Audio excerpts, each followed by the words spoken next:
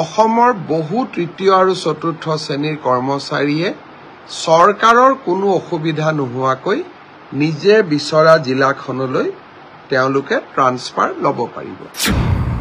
আৰু এটা মই চিন্তা চৰ্চা কৰি আছো, কিমান সফল হ'ব পাৰিম নাজানো। সৰ্বশিক্ষা অভিযান বা শিক্ষামন্ত্ৰী থাকোঁতে মই এটা প্ৰচেষ্টা আৰম্ভ কৰিছিলো যে অসমৰ শিক্ষকসকলে নিজৰ ভিতৰতে মিউচুৱেল ট্ৰান্সফাৰ বিচাৰিব পাৰে। অৰ্থাৎ কোনোবাই ডিব্ৰুগড়ৰ পৰা ধুবুৰীত যাব খোজে, কোনোবাই ধুবুৰীৰ পৰা ডিব্ৰুগড়ত আহিব পাৰে, যদি দুইজন শিক্ষক সন্মতি প্ৰদান কৰে। আৰু তেনেকুৱা প্ৰচেষ্টাৰ ফলত বহু হাজাৰ শিক্ষকে নিজে বিচৰা জিলাখনলৈ আহিব পাৰিছে আৰু ইজনে সিজনৰ সহায়ক হৈছে। এই ব্যৱস্থাটো আমি তৃতীয় আৰু চতুৰ্থ শ্ৰেণীৰ কৰ্মচাৰীৰ ক্ষেত্ৰতো আৰম্ভ কৰিব পাৰোঁ নেকি?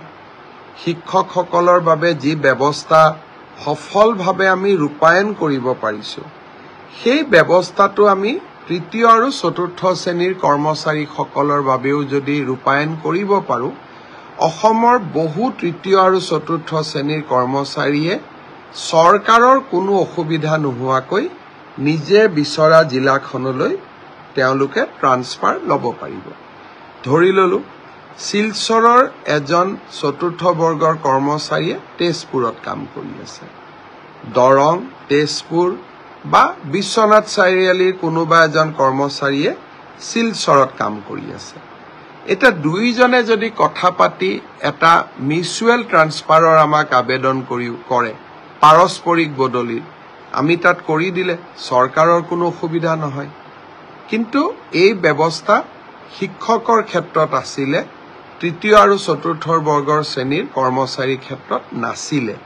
কেনেকে কৰিব পাৰোঁ মই তাক ভাবি আছো। তাৰ বাবে এটা পৰ্টেল লাগিব, আবেদনৰ প্ৰক্ৰিয়া লাগিব, সময়সীমা লাগিব, ইজনে সিজনৰ লগত কথা পতাৰ সুবিধা দিব লাগিব।